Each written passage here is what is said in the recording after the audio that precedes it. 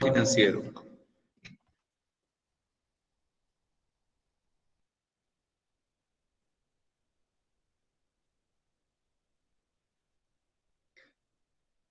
Brian Fuertes, que es un... ¿Qué entiende usted por mercado financiero?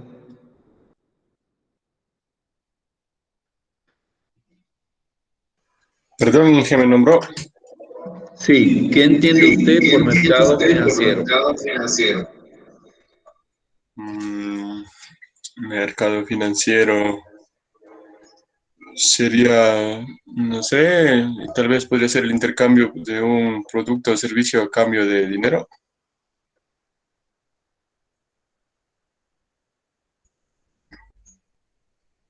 Ajá. Ajá. Ortiz Ortiz Randy, Randy, la misma la pregunta. misma.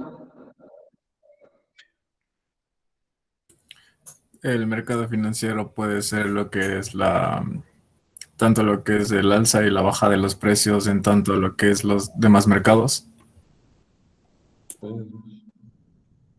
No le entendí. Creo que tiene intermitencia en su sonido. ¿Puede repetir? ¿Me escucha mejor, economista? ¿Aló? Ajá, le oigo. Bueno, ¿me escucha mejor? Sí, ahora sí. Ya. Decía que el mercado financiero puede ser lo que es el producto constante de lo que es el alza y la baja de en torno a los demás mercados que conforman el mercado financiero. Ok, pero ¿qué se negocia? ¿Qué instrumentos se negocian en un mercado financiero? En el mercado financiero lo que se comercia y se negocia son los activos financieros entre como los agentes económicos, lo que serían como, literalmente sería el mercado de dinero en sí mismo, lo que serían las divisas, las monedas internacionales, todo eso.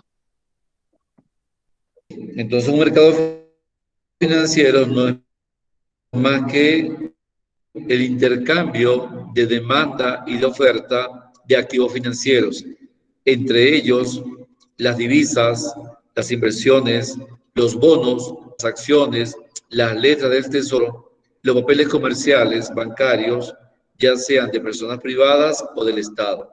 Por lo tanto, en un mercado financiero no es más que la relación de compra y venta. Esta razón, el dinero, como cualquier otro bien, se negocia en un mercado donde hay oferente y demandante del mismo. Por esa razón, en clases anteriores analizamos lo que era la oferta y la demanda de dinero y su composición orgánica.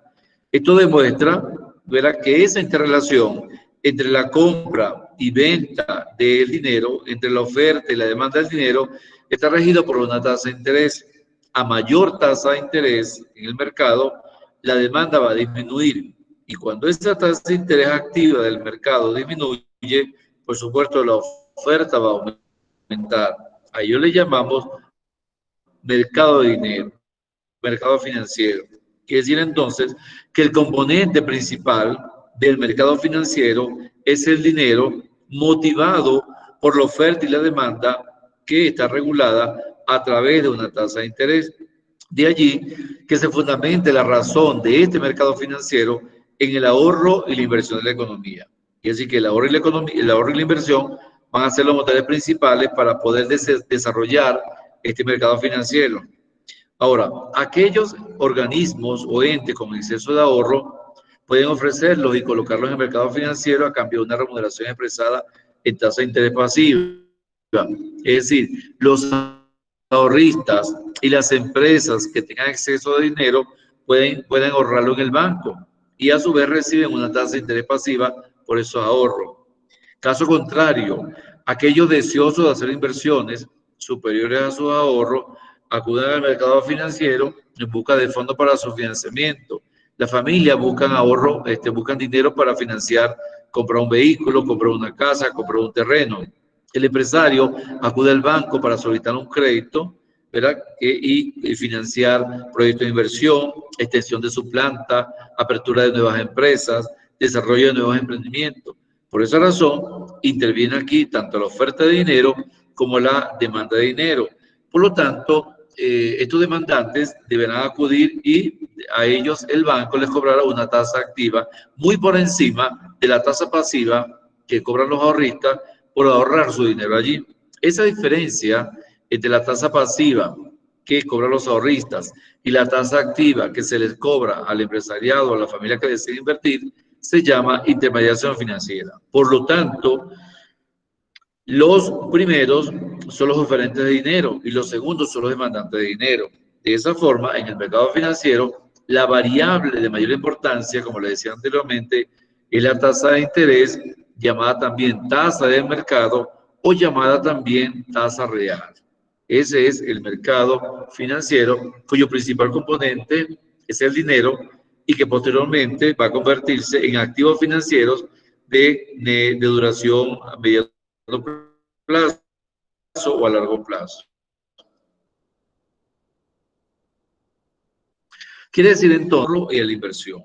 Aquella cantidad de ahorro que los ahorristas depositan en el banco se los prestará al empresariado o a algún inversor para que realice su inversión. Por lo tanto, el sistema financiero es el conjunto de instituciones financieras intermediarias entre oferentes y demandantes de dinero, las cuales canalizan recursos ociosos y los colocan en aquellos sectores donde los requieran. Su existencia facilita la financiación de diversas actividades cumplidas por las familias, las empresas y el Estado. De allí que la necesidad de intermediarios financieros surge como asesores. ¿Por qué? Porque los costos de financiación son demasiado elevados como para que una empresa o una persona natural pueda realizar transacciones directas. Entonces, estos intermediarios financieros surgen como estos garantes del equilibrio financiero, asesores de dónde invertir, cuándo invertir, cómo invertir, o también asesores de cómo solicitar el crédito, hacia dónde va ese crédito y las posibles tasas de interés que deba pagarse por ese crédito. Además de ello, también para realizar transacciones directas de fondos de deudor a acreedor. Entonces, ese es el papel del sistema financiero. Ahora, existen unos componentes del sistema financiero. ¿Cuáles son los componentes o los elementos o los intervinientes en ese sistema? Por supuesto, las instituciones de crédito, tales como los bancos comerciales, los bancos hipotecarios, la banca múltiple, la compañía de seguro y la bolsa de valores. Cada una de estas instituciones de crédito tiene sus propios instrumentos para captar dinero y para colocar dinero en la economía. Ahora, estas instituciones, ¿cuáles son sus funciones? Reúnen los ahorros de los clientes, los invierten previo análisis cuidadoso de las oportunidades de inversión, diversifican el riesgo como no le es posible a un inversionista particular. Quiere decir que estos asesores diversifican el riesgo. Quiere decir que si una persona tiene $5,000, no lo invierte en una sola actividad, sino que pueda comprar acciones, bonos, letras del tesoro u otro instrumento, de manera que si alguno de estos instrumentos falla en la focalización de sus dividendos o de sus intereses, al menos pueda recuperarlo por otra vía.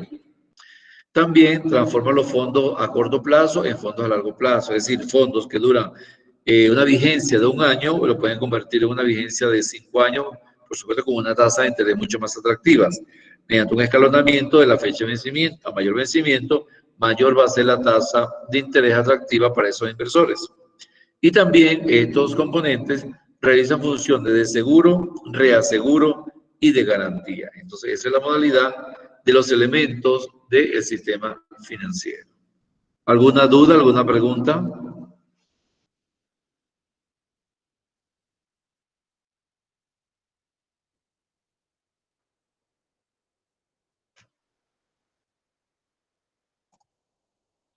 Okay. ¿Cuáles son los tipos de mercados financieros? Los tipos se van a clasificar de acuerdo a su atención. Atendiendo al plazo de vencimiento como el que se emiten los activos, esos mercados financieros se da un mercado monetario a corto plazo y un mercado de capitales. O de acuerdo al origen de los valores negociados, será un mercado primario y un mercado secundario. Les corresponde a ustedes ejemplificar. Quiere decir entonces que un mercado monetario, en él los activos tienen un plazo de vencimiento inferior a 90 días, a 1 año. Es decir, por ejemplo, una letra de cambio que se vence a 90 días está correspondida con un mercado monetario. Se financian necesidades de capital de trabajo y de producción de empresas. ¿Qué es capital de trabajo? Aquella cantidad de dinero para comprar materia prima, cancelar sueldos y salarios e iniciar la apertura de una empresa. Y también en este mercado monetario participan bancos comerciales a través de las mesas de dinero. Con referencia al mercado de capitales, se negocian activos con vencimiento superior a un año, es decir, pueden ser activos financieros tales como bonos y acciones. Se ofrecen y se demandan fondos para la formación de capital real de la economía y una acción de vencimiento indefinido o un bono de Estado. Con respecto a los mercados primarios, los activos financieros son negociados de una nueva emisión, es decir, una persona de carne y hueso, natural o jurídica, que quiera comprar una acción en una empresa, automáticamente se dirige al banco y hace su negociación, no necesita intermediario. Cuando una empresa X desea financiar algún proyecto o emite acciones y se venden en este mercado primario.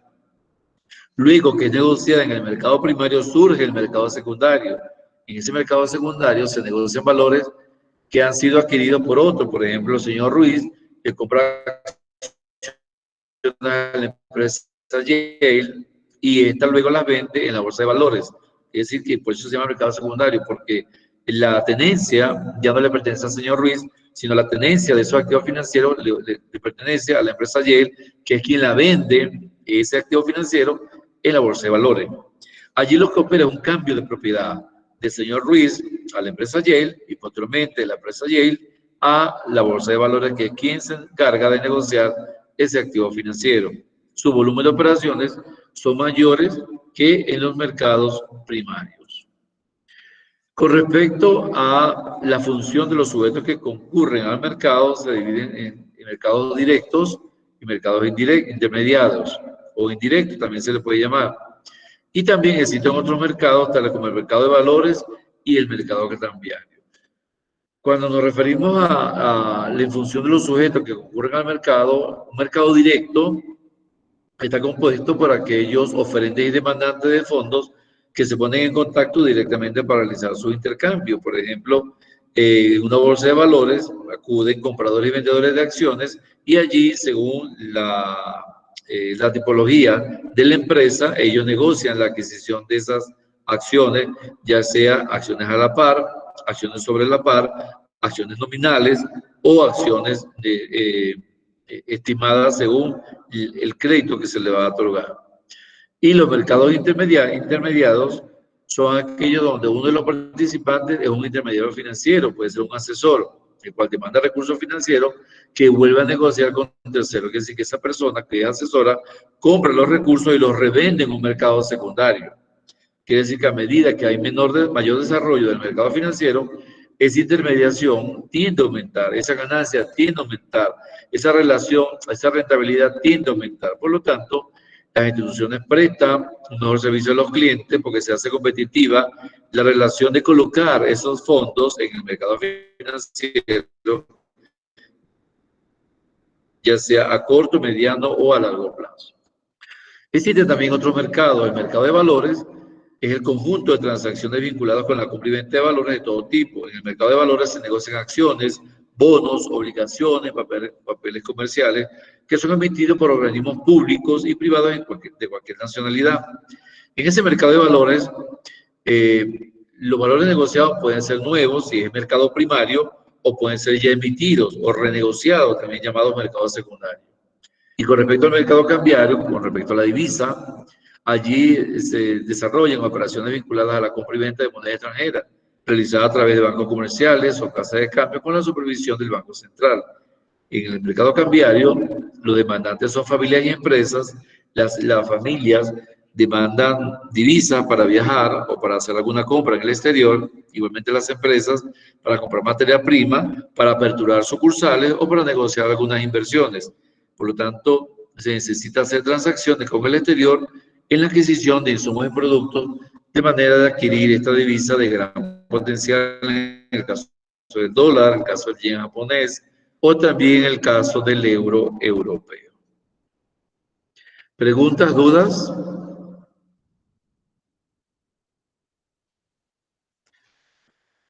Kelly Vallejo. No, Kelly. No, no. ¿No qué? No tengo preguntas. Kelly, hagamos un resumen de lo que he informado en este momento. Hagamos un resumen de los tipos de mercado.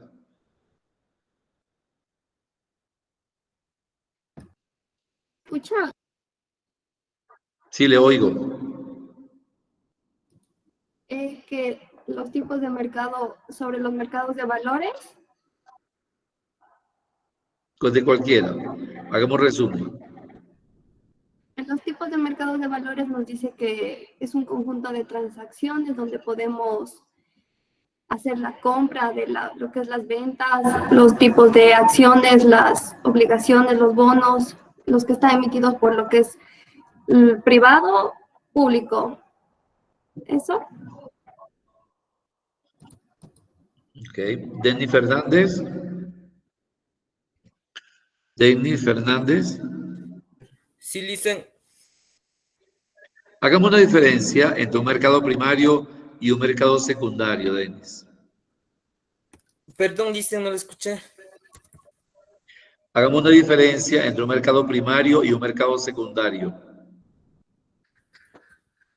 La diferencia, a ver, la diferencia de un mercado primario, a ver, sería que, a ver cómo se... del mercado primario sería que los mercados son de los productos cerealistas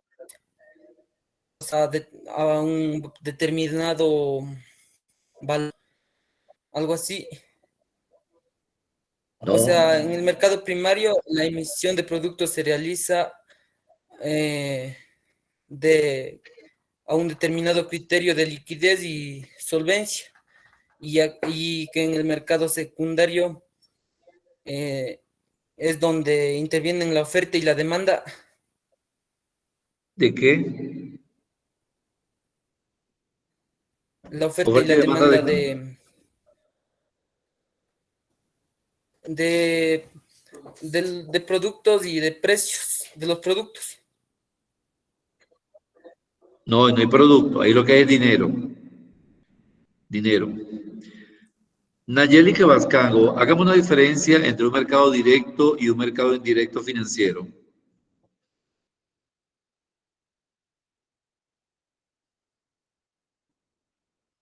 Nayeli.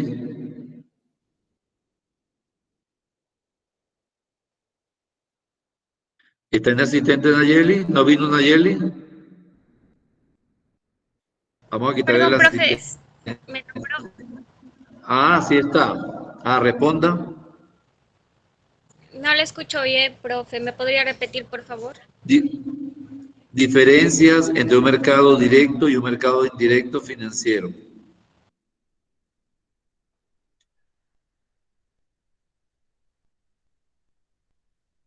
Un mercado directo podría ser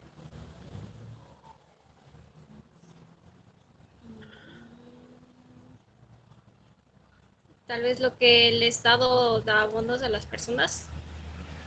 No, ya lo acabo de explicar.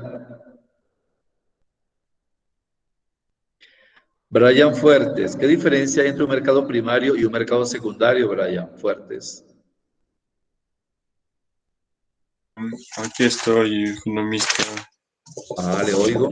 A ver, dice que el primario dice que los activos financieros negociados son de nueva emisión, mientras que los Ok. secundarios, sus valores son adquiridos por otros. Exactamente. Muy bien. Exactamente. Muy bien. Gracias, Brian. Brian Valores. ¿Y dónde ubicaría usted la bolsa de valores?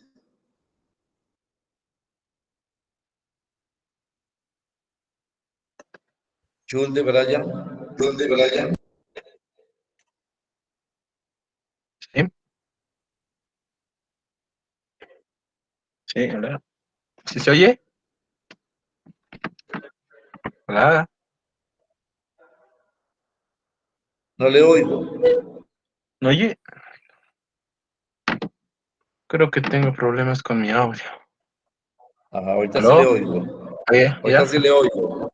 ya, gracias. Ya el mercado de valores yo diría que está en lo que es en el primario, ya que sería principalmente entre cambios entre grandes empresas y todas esas cosas, porque serían ya algo que ya, ¿cómo se puede decir? Algo que ya pesa literalmente en la economía de cualquier país ya. ¿Cómo que pesa? No entiendo, explíqueme mejor.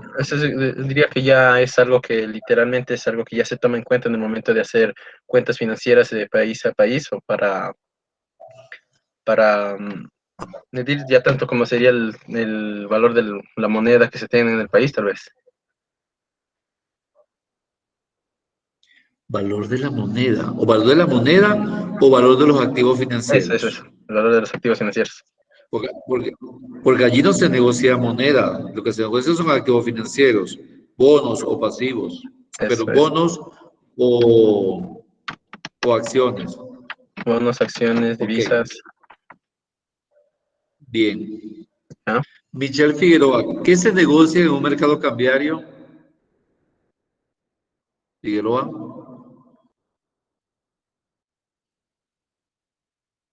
¿Qué Sí, lo puedo instrumentos se repetir. negocian en un mercado cambiario?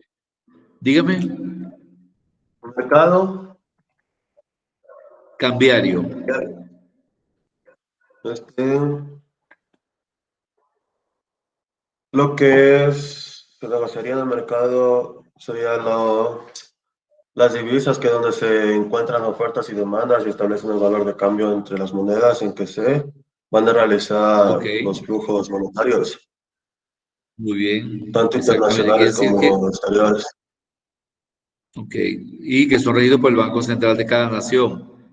sí, Ahí se negocia oferta donde se compran y se venden las y se divisas. demanda dinero en efectivo en forma de divisa. Ya no son instrumentos financieros, ¿verdad? Como en los otros Donde se, mercados, sino mercados financieros, sino divisas.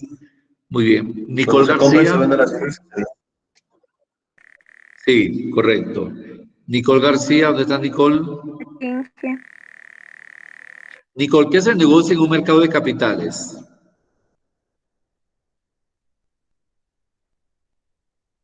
¿Qué se negocia? El que lo acabo de explicar. Lo que pasa es que se me entrecortó porque se habían terminado mis datos y no tengo internet ahora en casa. Y la Ok, verdad, escuchar muy bien. bien. Tex, Cristian Tex. Sí, sí. Cristian, ¿cuál es la importancia del ahorro y de la inversión dentro de un mercado financiero? El ahorro, no pasa nada.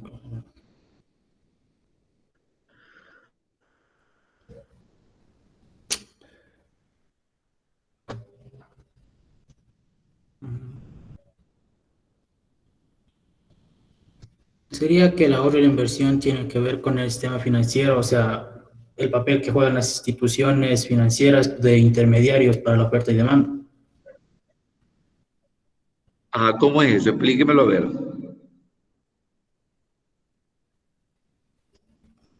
¿Por qué el ahorro y la inversión tienen un gran peso en la economía para el desarrollo del mercado financiero? Porque en el mercado financiero entraría lo que es el sistema financiero, como son las instituciones financieras que actúan como intermediarios entre oferta y demanda del dinero. Ajá. ¿Y cómo ese ahorro va a motorizar ese mercado financiero y cómo la inversión motoriza ese mercado financiero? La inversión tendría que ver también con la tasa de interés, o sea, con los instrumentos financieros que actúan dentro de ello. Ok. ¿Y el ahorro? También quiere decir que la tasa de interés es la variable que interconecta al ahorro y la inversión para poder desarrollar ese mercado financiero a través de la oferta y la demanda de activos financieros, ya sea incluso las divisas, los bonos, pagaré, letra del tesoro, documentos mercantiles y papeles del Estado. ¿Okay? Viviana Pilataxi. Viviana. Sí, ¿Cuál es la variable más importante? ¿Cuál es la variable más importante en el mercado financiero? La variable más importante en el mercado financiero. Sí, correcto.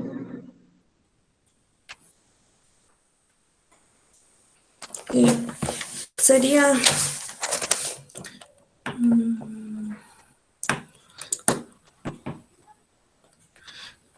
pues sería ver... Eso son preguntas de examen del segundo parcial a que le estoy haciendo a todos. Por eso es que es importante ver las clases. ¿Cuál es esa variable más importante mediadora del mercado financiero?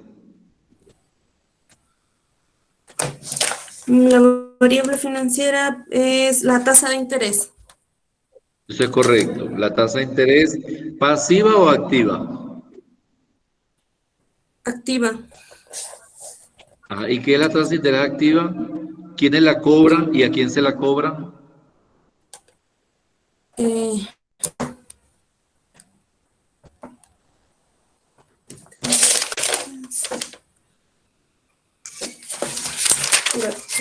¿Cuál es el concepto de esa tasa de interés? La tasa...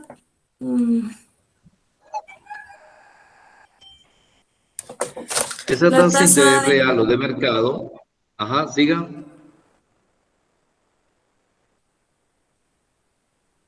Disculpe.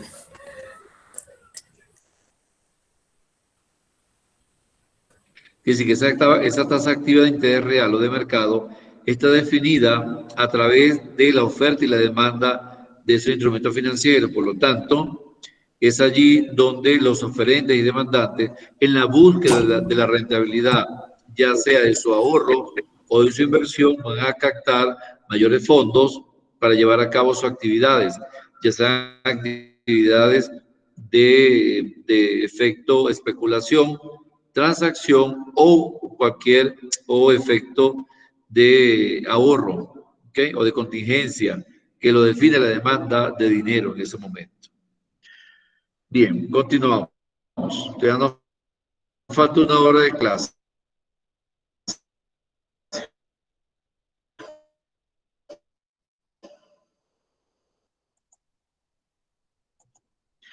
Esta es la actividad que deben hacer. Ya está en la plataforma. Estos videos van a hacer un ensayo por cada uno de estos videos con una introducción, un desarrollo y una conclusión. Estos videos se refieren a los mercados que acabamos de analizar y van a ejemplificar para efectos de evaluación en su examen algunos tipos de los mercados antes analizados. ¿Dudas, preguntas con respecto al mercado financiero? ¿No hay dudas?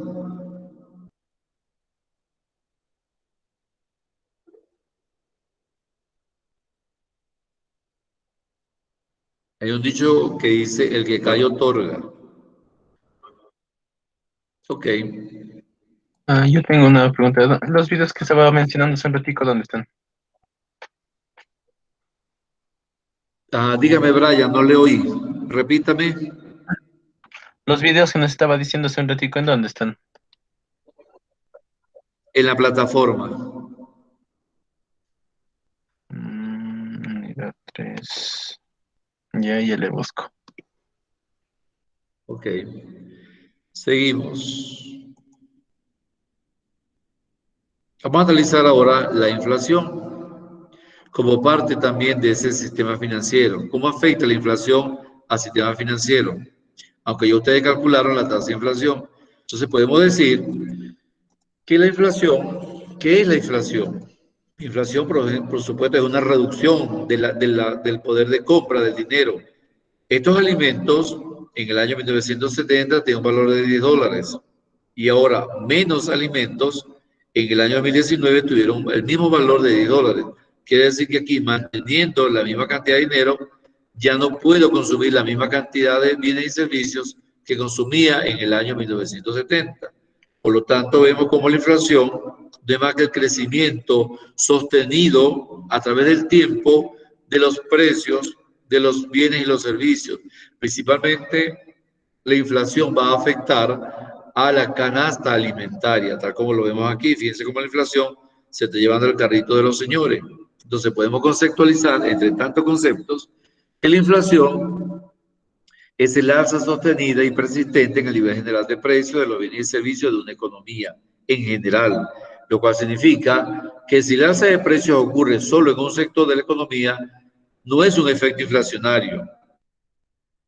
Si suben los precios del sector primario, pero no suben los precios del sector secundario y terciario, no es inflación.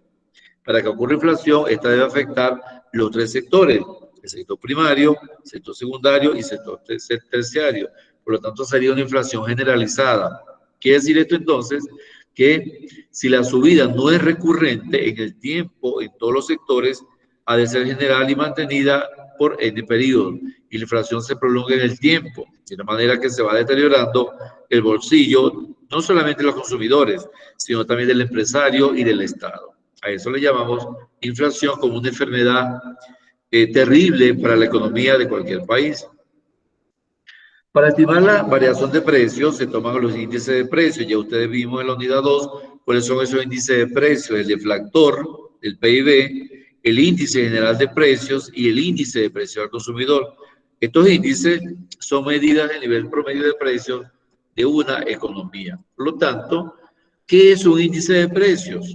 Un índice de precios se obtiene dividiendo el valor monetario de un conjunto de bienes y servicios en un periodo de tiempo que por lo general es un año y su valor monetario en un determinado periodo base o año base a precio constante y es multiplicado por 100. Por ejemplo, supóngase que el gasto de un individuo en bienes y servicios totaliza $430 en un periodo del año 2020. Sería el año base, el año actual, por ejemplo. Y que ese mismo conjunto de bienes cuesta $370 en el periodo considerado como base en el 2019. Por lo menos observamos aquí que esos bienes, en el año 2019 tenían un valor de $370 y los mismos bienes en el año 20 su valor ascendió a $430. Por lo tanto, observamos que hay un incremento de la inflación. ¿Y cómo lo comprobamos? A través del índice de precios. ¿Y qué es el índice de precios? La división del costo de los bienes en el periodo X, que sería el 2020, entre el costo de bienes del periodo de año base, que sería el 2019, por 100. Por lo tanto, observamos que el índice de precios fue de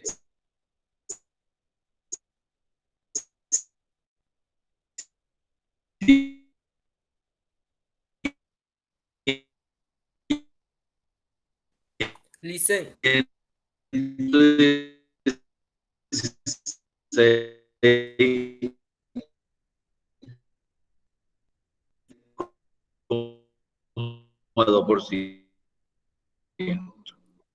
Profe, se le corta el audio, no se le entendió nada. En cuanto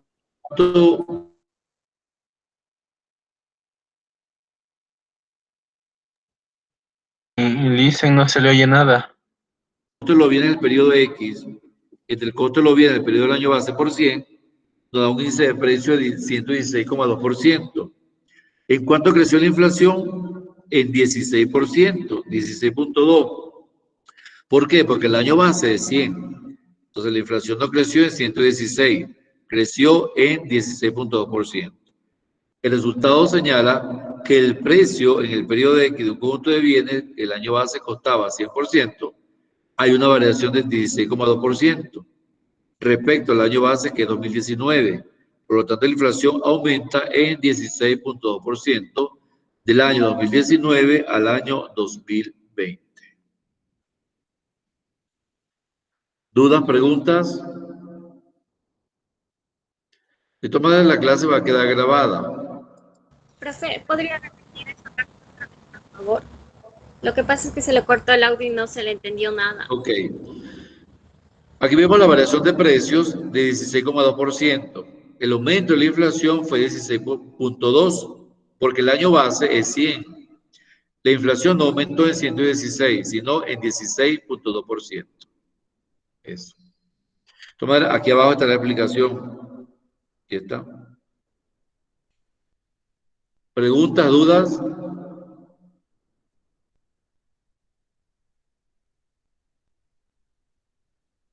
Ahora, ¿qué es un índice de precio al consumo? Puede considerarse un buen estimador de la inflación, pues registra los movimientos de precios del consumo familiar, de la producción hasta los comerciantes que intervienen en el proceso económico y la formación de precios. Por lo tanto, un índice de precio al consumo es igual al costo de la canasta de la cesta en el año X entre el costo de la cesta en el año base por 100. ¿Cómo lo calculamos? Por ejemplo, el cálculo del índice de precio al consumidor para el área metropolitana de Quito con año base 97. Es decir, que el índice de precio del año 2000 es igual al costo de la canasta de la cesta del año 2000 entre el costo de la cesta del año 97, que es el año base, por 100. El Banco Central de Ecuador señala que el índice de precio consumidor para el año 2000 fue de 200,6%. Por lo tanto, si tomamos como referencia que el año base es 100, aquí observamos que la inflación creció en 106% y no en 206%. Es decir, que siempre vamos a tener como base el 100%. A partir de allí es que se observa el crecimiento de la inflación.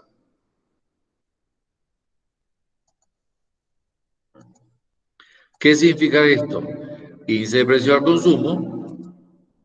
Una vez obtenidos los valores del índice de precio al consumo para un periodo dado, se puede calcular la inflación para ese periodo de la siguiente manera. La tasa de inflación del año 99, que ya ustedes lo calcularon en la unidad 2, es igual al índice de precio del año 99 menos el índice de precio del año 98 entre el índice de precio del año 98 por 100. Por lo tanto, la tasa de inflación del año 99, ¿verdad?, va a ser igual a 20.1%. La inflación de un año a otro, del 98 al 99, creció en 20.1%, como lo vemos aquí. ¿Okay? Fíjense, 151 del año 98 y 181,6 del año 99, con el año base 97. Entonces, aquí vemos los años de la tasa de inflación, fíjense, 20.1%, como ha crecido año a año, que ustedes ya lo calcularon también en la unidad 2. Y el deflactor también lo conocen, también lo calcularon. Es un importante índice de precio a partir del cual puede calcularse la inflación de la economía. Se obtiene dividiendo el PIB a precios corrientes o nominal entre el mismo PIB a precio constante o real, multiplicado ese producto por 100.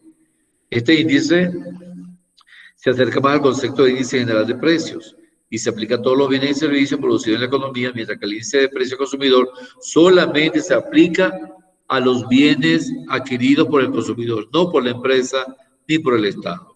Entonces, es la diferencia entre un índice general de precios y un índice de precios al consumo.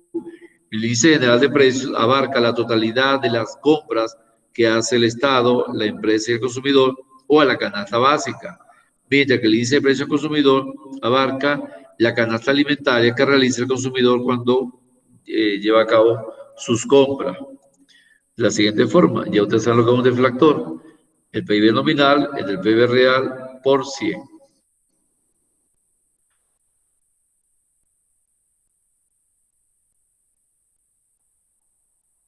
Ya ustedes también conocen lo que es el PIB a precios constantes y a precios corrientes. Aquí vemos los años 98 al 2002, el PIB a precios corrientes y el PIB a precios constantes del año 97. Ya ustedes también saben cómo se calcula el deflactor, ¿okay?, del año 98, el PIB corriente del año 98, entre el PIB constante del año 98 por 100.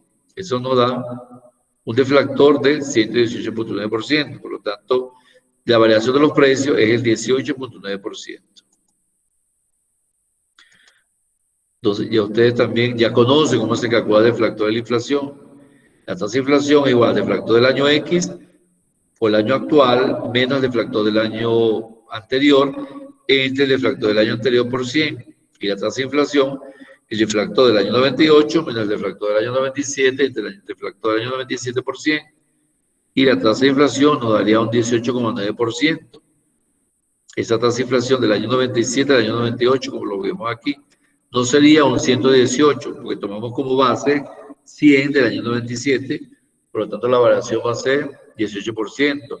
Aquí creció la inflación en 50%, aquí en 94%, aquí en 109.7%, finalmente aquí creció la inflación en 179%. Es una economía que está entrando en crisis, ¿verdad? En una depresión y una recesión bastante prolongada cuando observamos tasas de inflación que crecen año a año.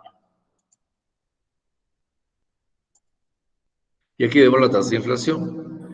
18.9, 26.2, 29.5. En este año la economía se recuperó en el 2001 y en el 2002 vuelve a incrementarse la tasa de inflación considerablemente. Aquí vemos la tabla, la comparación entre el PIB, el deflactor de la inflación, que ya ustedes también lo vieron en la unidad 2. Aquí observamos el deflactor, luego la tasa de inflación y finalmente podremos calcular la tasa de crecimiento con las variaciones del PIB constante o real. Este es un ejercicio para que lo llenen, ya ustedes ya lo hicieron, no es necesario que lo hagan ahora. Bien, ahora vamos a ver las teorías. ¿Por qué surgen las teorías de la inflación? ¿Cuál es el propósito de determinar que una teoría puede controlar la inflación?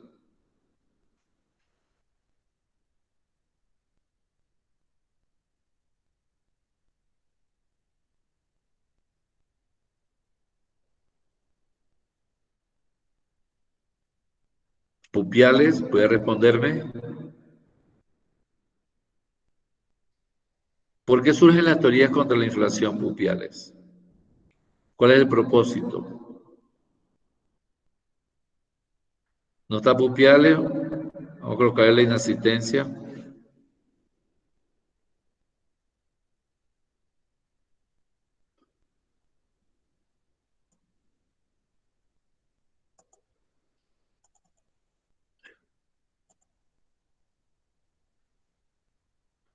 No vino Pupiales. Ah, no vino Pupiales, tiene razón. Bien. Existen diferentes teorías que explican la vulnerabilidad de la inflación. Por lo tanto, esas teorías, el propósito es afrontar, minimizar el impacto inflacionario a nivel de los precios. ¿Cuáles son los tipos de inflación? La inflación de demanda y inflación de oferta. La inflación de demanda existe desde el punto de vista monetarista y desde el punto de vista keynesiano. A diferencia de la inflación de oferta, que existe inflación de costos y una inflación estructural. Son las cuatro teorías explicativas de la inflación. Ahora, vamos a analizar cada una. Cuando hablamos de inflación de demanda, esta ocurre desde un punto de vista monetarista. Es decir, que la inflación ocurre porque hay una existencia excesiva de dinero. Por lo tanto, los ciudadanos tienen mayor dinero en su bolsillo, tienen mayor liquidez y pueden incrementar su poder de compra. Eso expande la demanda agregada. Y llega un momento en que el empresario no puede producir tantos bienes y servicios debido al incremento de la demanda y por ende se produce la subida de precios. Quiere decir que cuando hay mucho exceso de compra de bienes y servicios en la demanda, el empresario aprovecha ese caudal de dinero expandiendo los precios. A eso se le llama una inflación de demanda desde el punto de vista monetarista. El factor clave del crecimiento de la demanda es la masa monetaria. A mayor masa monetaria, mayor es la demanda. A mayor demanda agregada, mayor va a ser la inflación, tal como lo muestra el siguiente esquema. Al incrementarse la masa monetaria, se incrementa el poder adquisitivo, este crece. Se incrementa la demanda de bienes y servicios en mayor medida o en mayor cuantía que la oferta. Quiere decir que la demanda es una demanda insatisfecha que no puede ser cubierta por la oferta. Por lo tanto, esa demanda agregada es mayor que la oferta agregada, generando un incremento de precios, lo cual conocemos como inflación monetarista. ¿Dudas, preguntas?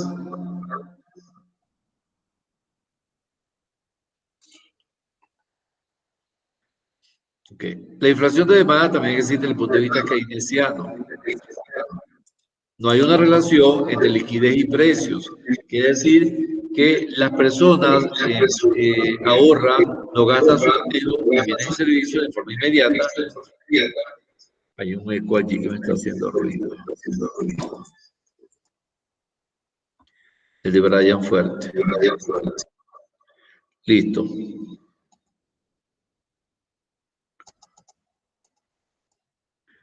Quiere decir que entonces, desde el punto de vista keynesiano, no hay una relación entre liquidez y precios, pues las personas no gastan su dinero, sino que ahorran, ¿ok?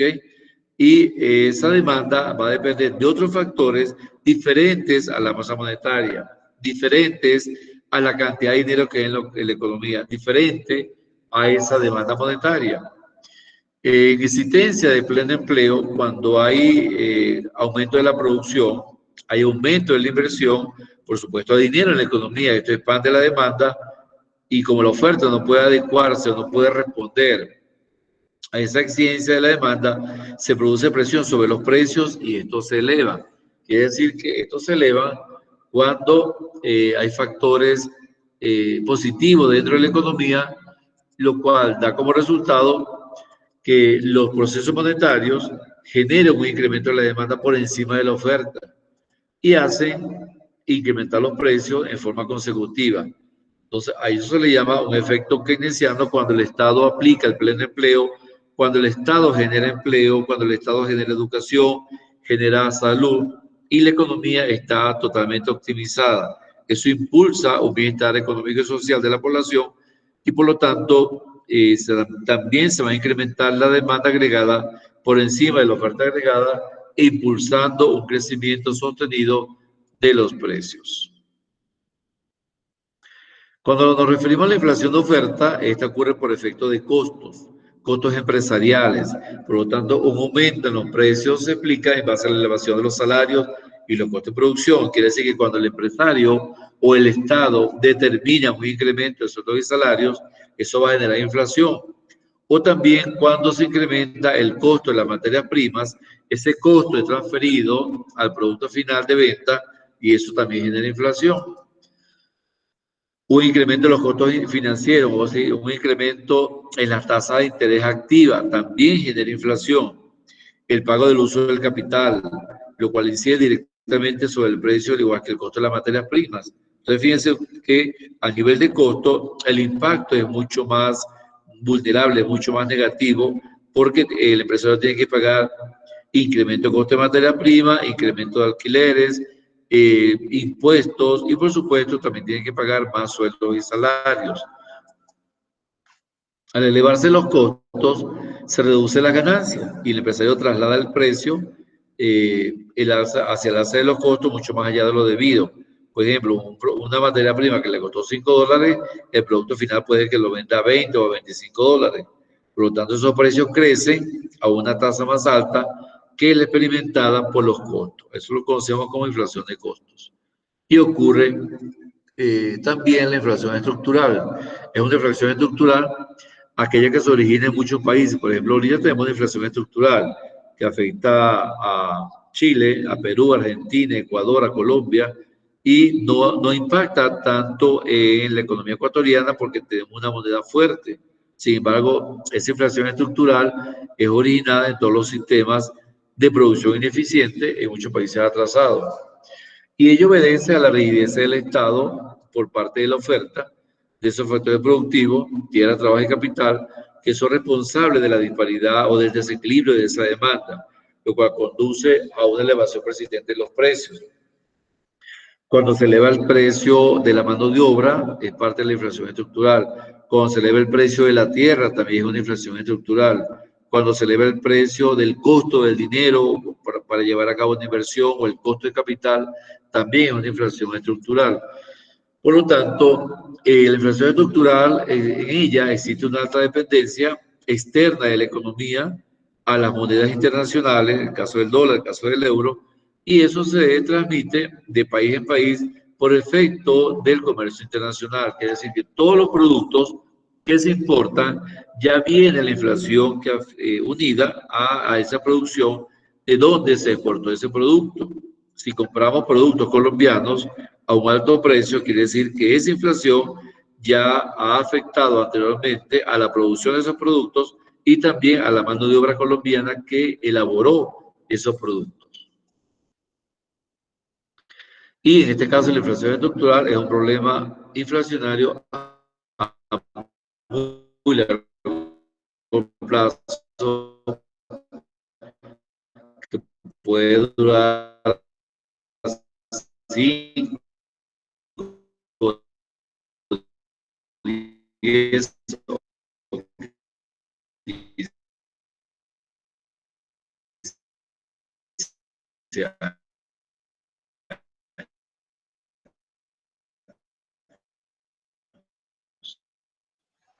Profe, se le recorta todo, no se le escucha.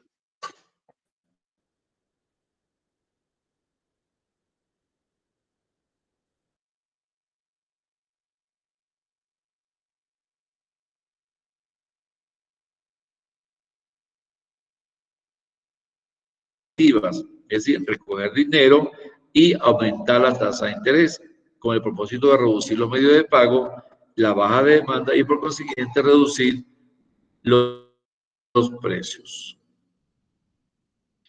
La fase de los salarios y los costos han llevado al Estado a recurrir políticas de renta. Cuando el Estado establece cuál es el sueldo mínimo o el salario mínimo al final de cada año.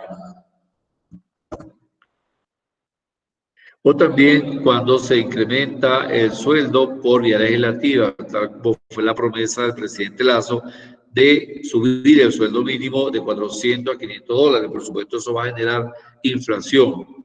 Y también el tasa de salario obedece cuando el sindicato presiona al patrón para que incremente los sueldos mínimos.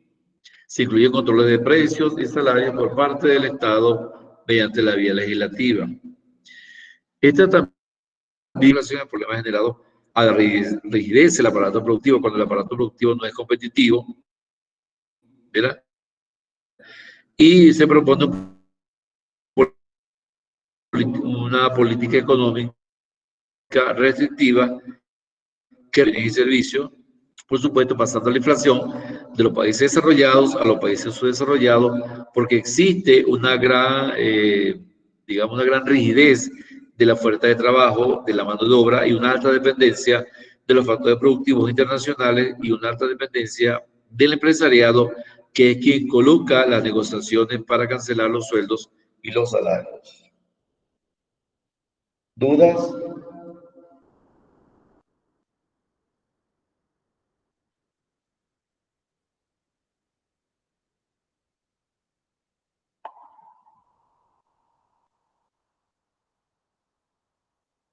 ¿Preguntas? No, profe.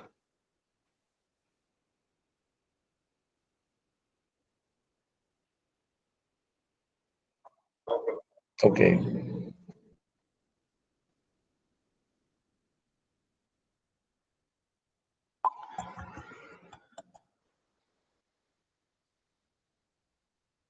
Aquí tiene un resumen comparativo de la política antiinflacionaria que acabamos de mencionar. Según la teoría de la demanda, los keynesianos abogan por corregir la inflación a través de medidas fiscales restrictivas, es decir, imponiendo el incremento de impuestos con el fin de disminuir el gasto público y la oferta monetaria. Por su parte, los monetaristas deciden aplicar medidas monetarias crediticias, es decir, incrementar la tasa de interés para recoger ese dinero en circulación y eso evitaría la inflación. Por lo tanto, recoger dinero de la economía e incrementar la tasa de interés por efecto de créditos puede reducir la oferta monetaria y con ello los precios. Y según la teoría de la oferta, establecer la política de renta, estableciendo una reducción de los sueldos y los salarios, o el estricto control de sueldos y control de precios, y evitar así la inflación. Y a nivel de la teoría estructuralista es mucho más complejo, porque no solamente abarca un país, sino que abarca un grupo de países con características similares, en el caso de la economía latinoamericana, y donde existen procesos productivos ineficientes, inflexibles, y es muy difícil que la demanda agregada se adapte al crecimiento económico de la región, lo cual para poder controlar la inflación exige transformaciones estructurales profundas a través de acuerdos de integración económica, a través de acuerdos internacionales, de manera que no se incremente el precio de la materia prima, que no se incremente el sueldo de los salarios, que no se incremente el precio de los factores productivos, y de esa forma todos los países con características económicas similares pudiesen ser afortunados o pudiesen ser beneficiados para el control de esa inflación. Entonces, estas son las 4 teorías antiinflacionarias surgidas hasta el momento. ¿Cómo combatir la inflación? Bueno, ya la habíamos analizado a través de reducir la demanda agregada, reducir el gasto público, aumentando la tasa de interés, reducir las importaciones o sustituir las importaciones, generando una oferta nacional y no a la importación. También se puede combatir la inflación liberando recursos del presupuesto público, es decir, aperturando esas recursos efectivas que generen empleo y también disminuir el pago de la deuda con reservas internacionales de tal forma que se logre un crecimiento económico mediante la reducción del gasto.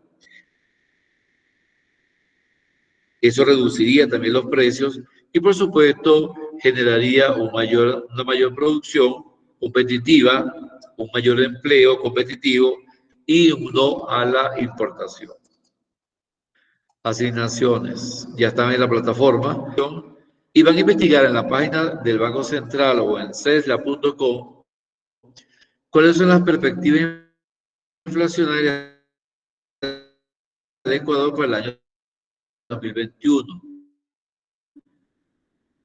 ¿Qué espera Ecuador para efectos inflacionarios en el año 2020? De inflación, estanflación, hiperinflación, inflación galopante, desinflación, inflación subyacente y hiperinflacionaria. Van a ver estos 4 videos y estos 5 videos y lo van a analizar con referencia. Muchas gracias por su participación. Profe, Por su participación. Dígame. una pregunta. En el deber que hay que Dígame. entregar para el día de hoy, hay 2 videos que no agarran, que salen ¿qué? Y que no está disponible. Ahorita revisamos. Ya lo reviso.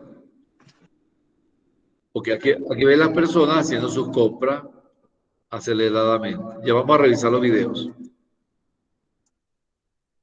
¿No hay preguntas? Bien, vamos a la plataforma.